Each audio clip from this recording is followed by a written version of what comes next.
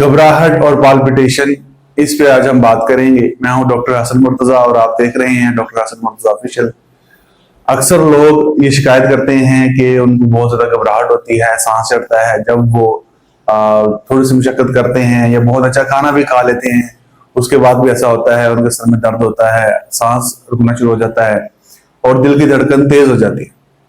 ये तब अलामात जो हैं ये पाल्पिटेशन की होती हैं, घबराहट की होती है। इसकी वजह ये है कि आप बहुत ज्यादा वीकनेस है और आपके जो दिल के पट्टे हैं, हार्ट मसल्स हैं, वो किसी किस्म की भी मुशक्कत को बर्दाश्त करने के काबिल नहीं है। इसका बड़ा ही आसान सा हल है।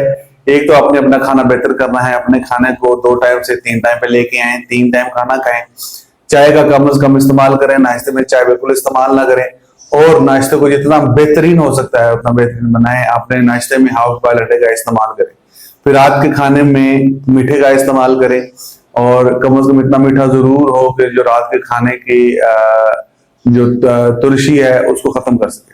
बहुत शुक्रिया, उम्मीद है ये वीडियो आपके लिए मुफीद रही होगी। लाइक करें, सब्सक्राइब करें।